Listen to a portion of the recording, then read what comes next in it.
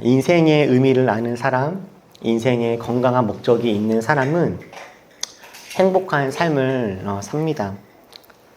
글을 쓰시는 분들은 내가 쓴 글을 통해서 누군가가 힘과 위로를 얻고 그 글을 통해서 삶에 힘을 얻게 된다면 글 쓰는 보람이, 재미가 있겠죠.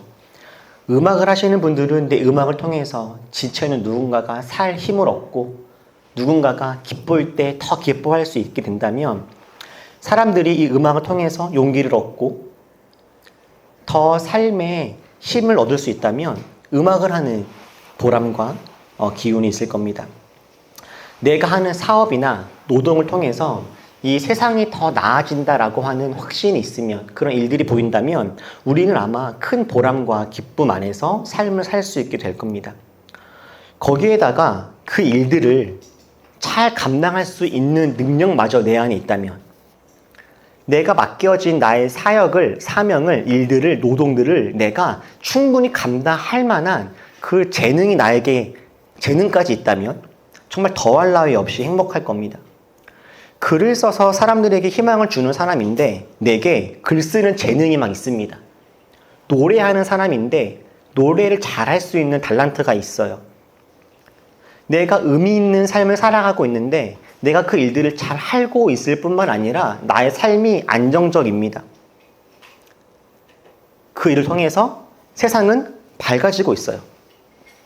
심지어 이것이 하나님을 기쁘게 하는 일입니다. 이렇다면, 이렇게 살아가는 사람이 있다면 이보다 더 행복하고 의미 있는 삶이 어디 있을까 생각이 들죠. 정말 우리가 이런 삶을 살았으면 좋겠다 싶습니다. 그런데 이런 삶을 살았던 사람, 의미 있는 일을 할 뿐만 아니라 그 의미 있는 일을 할 만한 능력이 이미 충분히 있는 사람, 바로 삼손이었습니다. 삼손은 블레셋으로부터 이스라엘을 건져낸다는 정말 자신의 인생을 걸 만한 멋지고 의미 있는 삶의 목표가 있었습니다. 더 좋은 건 삼손에게는 이 사역을, 사명을, 삶의 이 의미를 감당할 수 있을 만한 힘도, 능력도, 재능도 이미 삼손에게는 있었다라는 거예요. 하나님은 삼손에게 이스라엘의 구원자라고 하는 중요한 사명을 주셨고, 사명만 주신 것이 아니라 감당할 수 있는 놀라운 힘도 주셨습니다. 이 땅에 태어나기도 전부터 하나님의 특별한 관심과 하나님의 돌보심을 받았던 이 삼손은 이 땅에 태어난 뒤에도 하나님의 특별한 관심 속에서 자랐습니다. 나실인으로서 지켜야 될 규칙들, 하나님의 명령들을 지키면서 하나님의 돌보심 아래서, 하나님의 안전한 울타리 안에서 보호를 누리면서 그렇게 자랐어요. 우리 지난주 말씀 13장 24절 다 같이 한번 읽어볼까요? 자, 시작. 그 여인이 아들을 낳고서 이름을 삼손이라고 하였다. 그 아이는 주님께서 내리시는 복을 받으면서 잘 자랐다. 삼손이 이 땅에 태어날 때 하나님은 삼손이 어떻게 자라갈지에 대해서 가이드라인을 주셨죠. 나시인으로서 무엇을 지켜야 할지, 어떻게 살아야 할지를 말씀해 주셨습니다. 그래서 하나님의 그 울타리와 바운더리 안에서 삼손은요, 복을 받으면서 이렇게 잘 자랐어요. 그리고 그렇게 안전하고 평안하며 행복하게 잘 자라가던 삼손이 드디어 성인이 되어서 드디어 움직이기를 시작합니다. 하나님의 사명을 감당할 만한 때가 되었던 거예요. 14장 1절입니다. 삼손이 어디로 갔습니까? 딥나로 내려갔다라고 합니다. 딥나는 블레셋 사람들이 거하는 땅입니다. 지금 이스라엘은 블레셋이라고 하는 나라의 압제를 받고 있습니다. 그런데 삼손이 자기 나라를 다스리고 있는, 강압하고 있는 그 블레셋의 땅으로 간 겁니다. 그러니까 지금 일제강점기 시대에 대한민국의 한 사람이 오사카에 간 거예요. 보통의 이스라엘 백성이었다라면 결코 하지 않았을 일입니다. 그러니까 토끼가 호랑이 굴에 제 발로 들어가는 그런 일인 거죠. 그런데 삼손이 누구입니까? 이스라엘의 사사이고 하나님의 놀라운 능력을 받은 사람 아닙니까? 삼손이 블레셋으로 갔다라고 하는 말은 이제 드디어 이스라엘의 사사로서, 하나님의 사명받은 사람으로서 이스라엘을 블레셋으로부터 구원하기 위한 첫 발걸음을 떼는 것인가? 라고 하는 기대감을 우리에게 주기도 하죠. 그런데 이어지는 말씀에 뭐라고 이야기합니까? 삼손이 딥나러 가서 그가 본 것은 다름 아닌 블레셋의 한 처녀라고 이야기합니다. 그리고 삼손은 그 여자를 보자마자 한눈에 반합니다. 우연히 길을 가다가 한 여인을 볼 수 있습니다. 보는 건 우리가 어쩔 수가 없죠. 지나가는 사람을 안 볼래야 안 볼 수도 없지 않습니까? 누군가를 보았다가 첫눈에 반할 수도 있습니다. 인간의 감정은 우리 마음대로 되는 것이 아니잖아요. 누군가를 우연히 보았고 그에게 마음을 빼앗긴 것, 첫눈에 반하게 되어지는 것, 이거는 마치 교통사고와 같은 거죠. 내가 의도하지 않았지만 우연찮게 일어났던 그런 사고와 같은 것 말입니다. 그런데 사고가 났다면 어떻게 해야 합니까? 사고가 났다면 잘 수습해야 합니다. 인간은 감정만 있는 동물이 아니라 이성과 의지 또한 있죠. 마음으로 감정적으로 원하는 것이 있다 할지라도 이것이 옳은지 그른지를 구분할 수 있고 그것으로 인해서 옳은 길을 선택할 수 있는 것이 우리 인간입니다. 사랑이 죄냐라고 반문하는 사람들도 요즘 시대에는 있지만 내 마음에 든다라고 해서 무엇이든지 다 그쪽 길로만 가야 되는 것이 아니라 이것이 이 감정이 마음이 어떤 것인지를 분별해서 선택하고 의지를 발휘하는 것, 이것이 우리 인간이 마땅히 해야 될 일이에요. 그런데 삼손은 딥나러 가서 한 여인을 보고서 그에게 마음을 뺏긴 이후에 이런 행동들을 합니다. 아버지에게 아주 무례하게 내가 결혼을 할 터이니 결혼을 준비해 주십시오 라고 요구를 하는 거예요. 블레셋 땅으로 갈 수 있습니다. 그곳에서 우연히 한 여인을 볼 수도 있어요. 그 여인이 너무 아름다워서 순간 마음을 빼앗길 수도 있습니다. 그런데 그 여인에게 장가를 가려고 하는 것, 결혼하려고 하는 것은요, 다른 이야기입니다. 신명기 7장입니다. 우리 3절 말씀만 같이 한번 읽어볼까요? 자, 시작. 그들과 혼인관계를 맺어서도 안 됩니다. 당신들 딸을 그들의 아들과 결혼시키지 말고 당신들 아들을 그들의 딸과 결혼시키지도 마십시오. 하나님은 이스라엘 사람들에게 이스라엘 사람이 아닌 이방 사람들과는 결혼하지 말아라 이렇게 이야기를 했습니다. 하나님이 이방인들과 결혼하지 말아라 이렇게 말씀하셨던 이유는 이스라엘이라고 하는 순수 혈통을 지키라고 하는 그런 의미는 아닙니다. 성경에서 말하는 이방인이라고 하는 사람들은 혈통적으로 이스라엘 유대인이 아닌 사람들, 이스라엘이 아닌 사람들을 말하는 것이 아니라 하나님을 따르지 않는 사람들을 말합니다. 비록 블레셋 사람이고 애굽 사람이라 할지라도 그가 하나님을 믿고 따르기로 했다면 더 이상 그 사람은 이방인이 아닙니다. 가나안 땅에 살고 있었던 라합이 그랬고 모압 출신의 룻도 그랬습니다. 그녀들은 모두 이방인이었지만 그녀들이 나도 하나님을 믿고 따르겠습니다라고 결단하고 왔을 때 하나님은 그들 모두를 너희들은 이방인이 아니라 이스라엘 사람이다, 나의 자녀다라고 인정해 주셨어요. 그러나 하나님을 믿고 따르지 않는 사람들, 다시 말해서 사랑과 공의를 따르지 않는 사람, 그러니까 나와 사랑과 공의의 삶을 살아가려고 한 나와 다른 가치관을 가지고 있는 사람과는 결혼하지 말아라. 이것이 하나님의 명령이었습니다. 삼손도 이 명령을 알고 있었을 거예요. 심지어 이 이야기를 들었던 부모님 역시 삼손을 만류합니다. 그러지 말아라. 왜 그러니? 이방인과 결혼하는 것은 옳지 않다라고 이야기를 해주죠. 그러나 삼손은 부모님의 이러한 만류에도 불구하고 고집을 부립니다. 나 꼭 그녀와 결혼을 하겠습니다 라고 해요.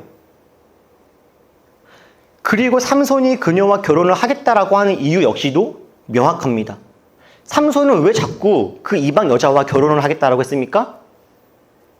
첫눈에 내 마음에 들었다. 첫눈에 반했다. 이것이 삼손의 이유입니다. 다시 말하면 삼손은 자기가 결혼하고 싶으니 나는 결혼하겠다 이거예요. 어릴 적 하나님의 울타리 안에서 건강하고 안전하게 자랐던 삼손은 장성한 성인이 된 다음에는 이제 자기가 하고 싶은 대로 삶을 살아가야만 직성이 풀리는 사람이 되었습니다. 삼손은요, 통제받는 삶이 싫었어요. 하지 말아야 하는 것이 있음이 마음에 들지 않았습니다. 먹고 싶은 게 있으면 먹어야 됐고, 하고 싶은 게 있으면 해야 됐고요. 하기 싫은 게 있으면 하지 않아야 했습니다. 삼손은 더 이상 하나님의 울타리 안에 있지 않습니다. 삼손은 사명이 아니라 욕망을 따라 살아가기 시작했습니다. 삼손은 독주를 마십니다. 부정한 음식을 먹어요. 이방 여인과 결혼을 합니다. 이방 여인을 데리고 오라고 부모님을 강요합니다. 이후의 말씀을 보면 삼손은 정말 천방지축에 자기 멋대로 삶을 살아가요. 하나님 말씀도 부모님의 권면도 주위 사람들의 조언도 듣지 않습니다.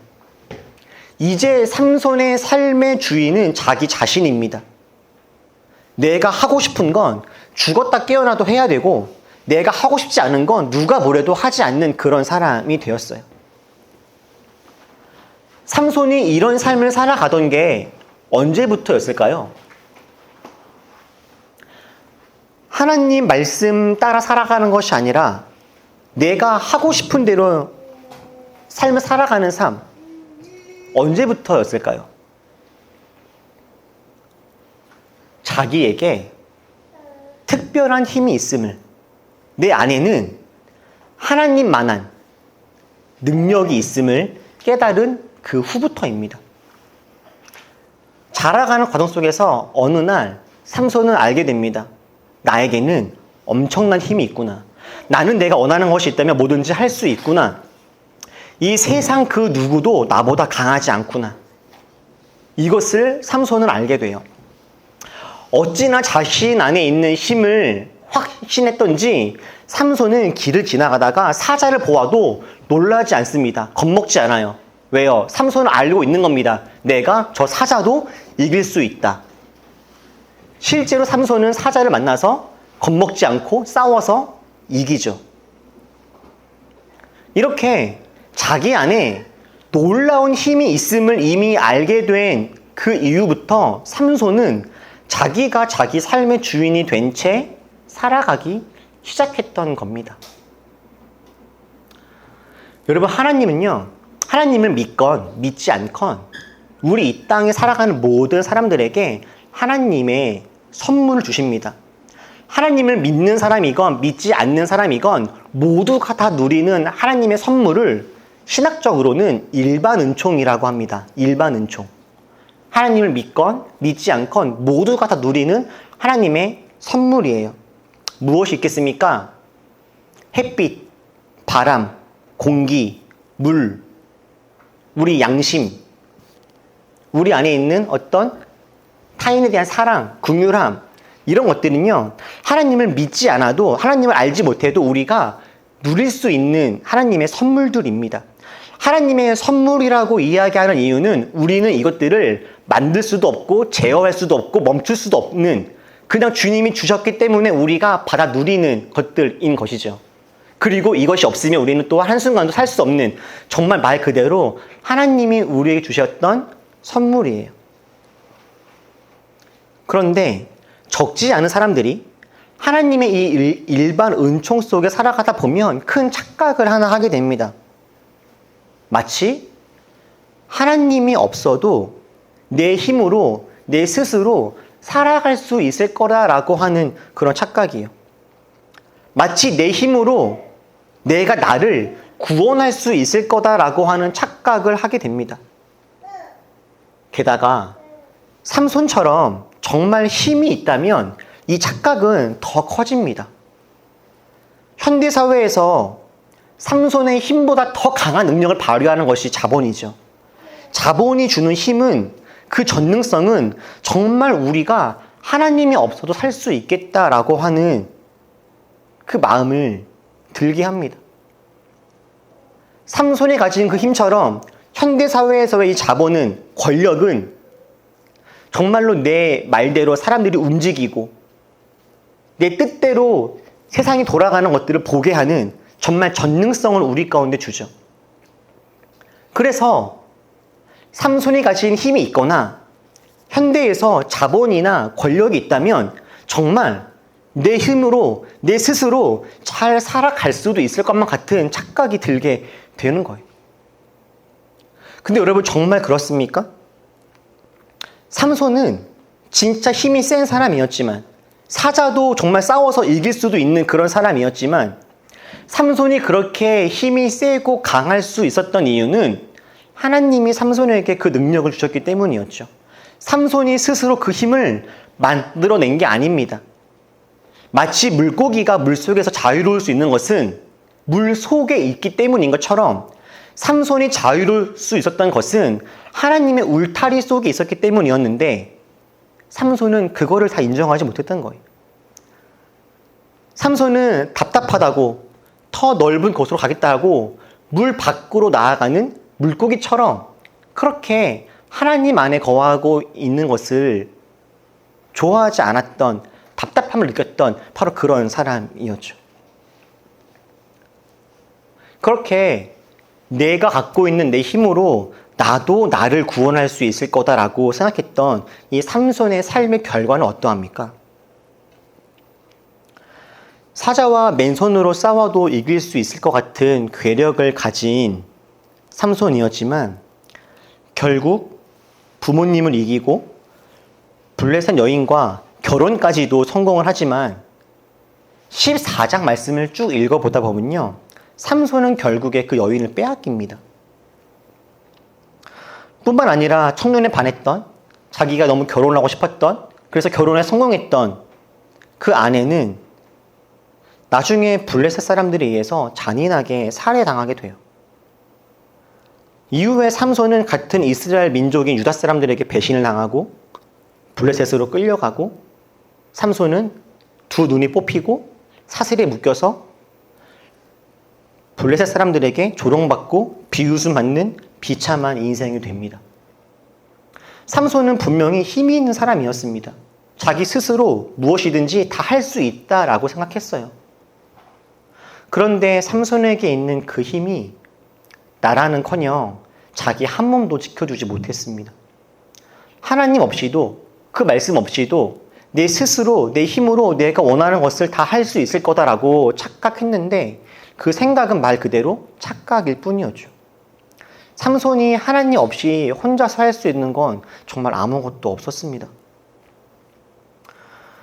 여러분, 하나님은 왜 자꾸 우리에게 하나님을 믿고 따르라 말씀하시는 겁니까? 왜 자꾸 우리에게 사랑과 공의의 삶을 살아가라라고 우리에게 권하시는 겁니까? 왜 자꾸 너 뜻대로 살지 말고 하나님의 질서 안에 거하라고 말씀하시는 겁니까? 하나님이 우리를 창조하셨기 때문에 우리가 하나님 안에 있어야 안전함을 하나님께서 아시기 때문입니다. 물고기가 물 안에 있어야 자유로운 것처럼 우리도 하나님 안에 있을 때 안전하고 자유로움을 주님께서 아시기 때문이죠.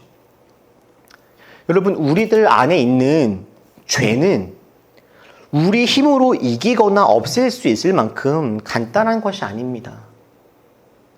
우리 안에 있는 죄의 문제가 이 세상에 켜켜이 쌓여져 있는 그런 수많은 죄의 열매들이 간단한 것이었다면 예수님은 우리를 위해 이 땅에 오시지도 않았을 것이고 십자가에 달려서 죽으시지도 않았을 겁니다. 우리가 조금 노력해서 내 안에 있는 죄를 이기고 이 세상 속에 있는 어떤 놀라운 죄악들을 이길 수 있다면 예수님은 그럼 그렇게 한번 해봐라 라고 하셨을 거예요. 그러나 이 죄의 문제는요, 결코 간단하지 않습니다. 우리가 다짐하고 결단하고 한번 해볼까? 그렇게 생각한다고 해서 할 수 있을 만큼 그렇게 호락호락한 문제가 아닙니다. 여러분, 우리들 안에 있는 이기심, 욕망, 우리 안에 있는 분노, 미움과 질투, 시기심, 이런 것들이 쉽게 해결됩니까? 하나님의 도움 없이 우리가 우리 마음을 다스릴 수 있습니까? 우리 안에 있는 내일에 대한 불안과 염려를 우리 힘으로 해결할 수 있습니까? 누군가를 바라보면서 마음속에 일어나고 있는 이 불만과 짜증과 원망을 우리 힘으로 해결할 수 있습니까? 사랑하면서 살고 싶지만 우리에게는 사랑할 만한 능력이 힘이 부족하고 쉽게 절망하고 쓰러지죠. 그러나 그럼에도 불구하고 사랑하며 살아가는 것이, 용납하며 용서하며 함께 더불어 살아가는 그것이 정말 우리에게 복된 삶이기에 하나님은 우리에게 하나님 안에서 하나님의 은혜로 그 삶을 넉넉히 살아가라고 우리를 초대하시는 겁니다. 우리끼리 힘들게 아동바동하지 말고 하나님의 그 울타리 안에서 주님의 능력 속에서 넉넉하게 살아가라고 우리를 초대하시는 거죠. 삼손의 인생에서 유일하게 행복했던 순간은 하나님의 명령에 순종해서 자기 욕망을 절제하던 때였습니다. 머리를 자르지 않는 남들과 다른 모습으로 하나님 명령을 지키기 위해서 자기가 먹고 마시는 것을 절제했을 때, 자기 만족과 기쁨을 추구하는 것이 아니라 하나님께 순종한 그 일에서 만족과 기쁨을 얻었을 때 삼손은 진실로 행복했고 복을 누리며 살았습니다. 그런데 삼손이 하나님을 거부하고 자기 힘으로 자기 행복을 찾아 떠났던 그 순간, 아무 통도도 받지 않고 자기 하고 싶은 걸 다 하면서 살았던 그때의 삼손은 오히려 결박당하고 묶이고 매이는 삶이 돼요. 그리고 안타깝게도 진짜 풍성하고 행복한 삶은 하나님 안에 있는 삶이었구나라고 하는 그것을 삼손은 죽기 직전에야 깨닫습니다. 여러분, 포도나무 가지는 포도나무에 붙어 있어야만 아름다운 열매를 맺습니다. 물고기는 물 속에 있어야 자유롭습니다. 우리는 하나님 안에 있을 때 가장 자유롭고 안전합니다. 여러분, 저와 우리 모두가 정말 하나님을 잘 믿고 따르는 사람이었으면 좋겠습니다. 불쑥불쑥 우리 마음속에서 하나님 없이 내가 하고 싶은 대로 살아가고 싶은 마음이 들 때가 있죠. 하나님이 요구하시는 것이 무엇인지를 알면서도 그 길로 가고 싶지 않을 때가 있습니다. 그럼에도 잘 싸워서 결국 이겨서 우리 하나님이 원하시는 그 자리에 나아가는 그런 사람들이 되면 좋겠어요.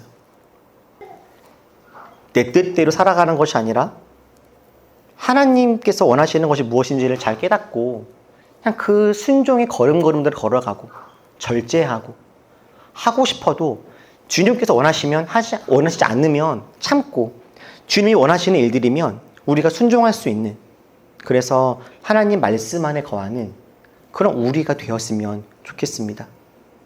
기도하겠습니다.